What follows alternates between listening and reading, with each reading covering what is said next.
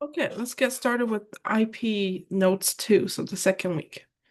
So inside here we have, I just summarized what I thought was important from the slides, major notes.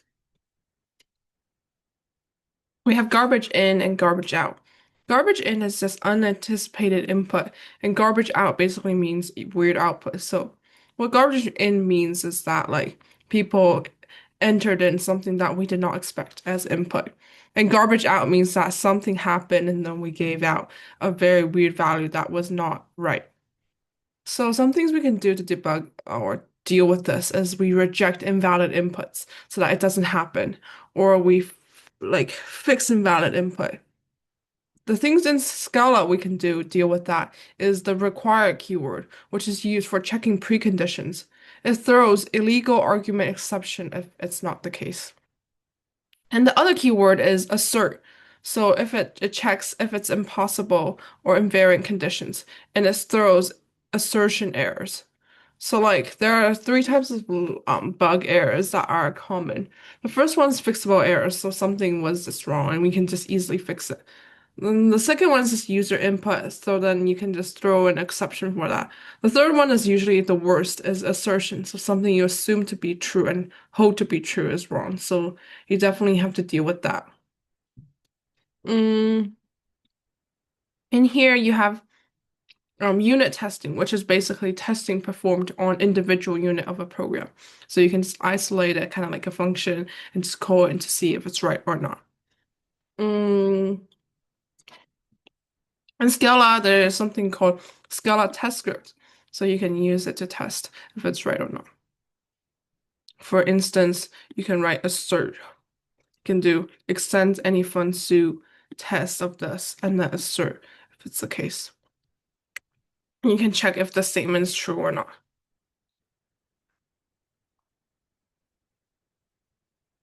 There's any also test. Yeah, pretty standardized. And there are execution semantics. So Scala test does not run tests immediately when defined. So what it does is that it registers in a collection and runs after the code execution. So this means that mutable variables that are defined outside of the test blocks tend to lead to errors because um, they get changed and then they're not reflected. The change is just reflected or the previous value is not. So obviously you should initialize the variables inside the test.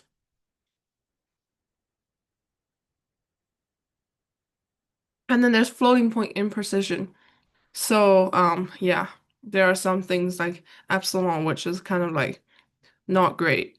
If the float is not exactly the same, then it fails. So you can do a tolerance range, which you can do in Scala as import org Scala tolerance dot this. And then you can do test extend from this. You can see if it's roughly the same or not. That's the idea. And there's two type of testing, black box and white box.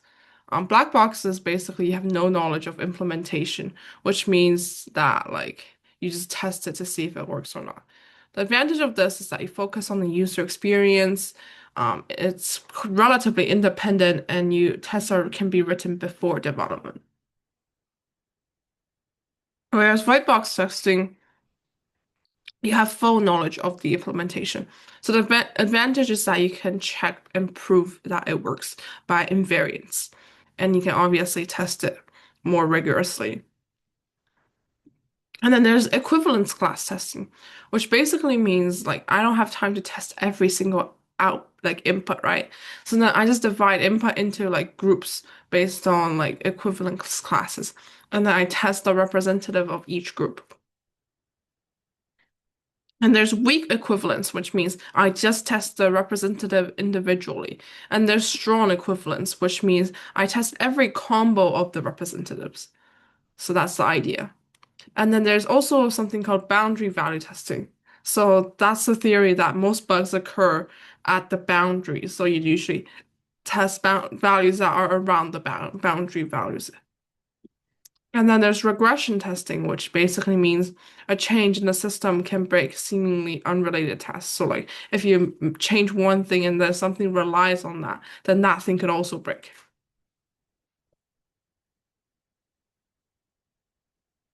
And then there's something called compare. Compare SA, SB, string equal equal without. So that's kind of just like a function. Mm, yeah. And here is like an example of that. And an improved version could be just this. And then guess here is a program of that finds um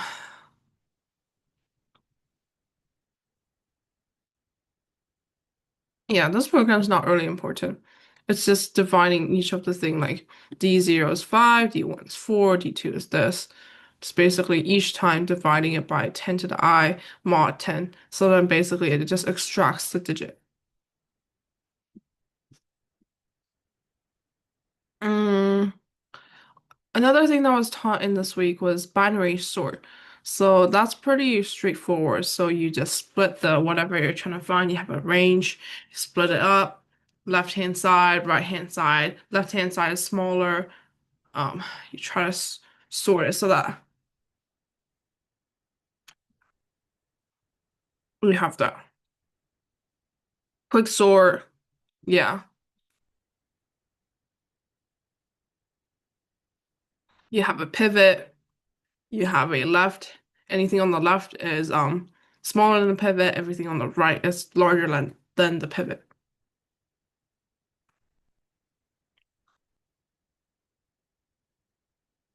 And the average of this is n log n, and the worst case scenario is n squared.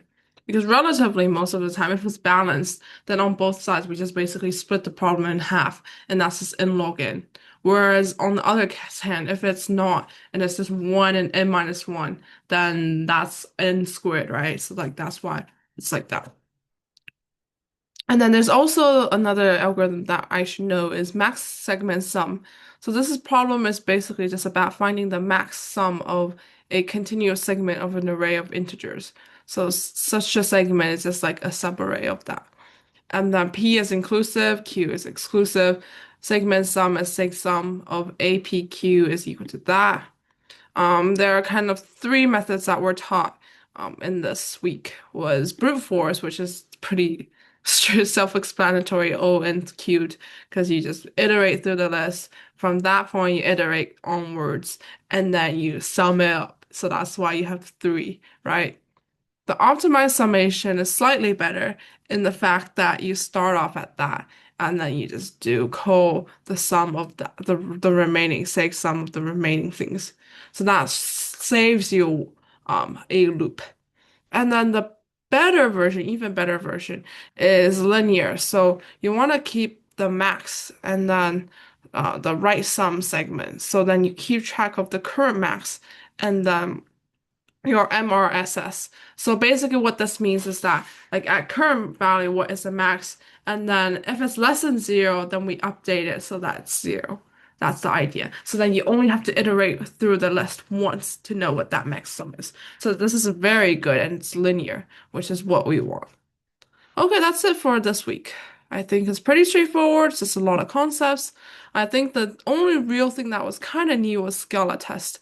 And something that I did was because I ran Scala 3, I did not use this in my problem sheet. But definitely what I should know is test experiment extends from this library called any from suit. And then from here, I would define a test like this and then use assert to run and check if it's true or not. So every time I have a test like this.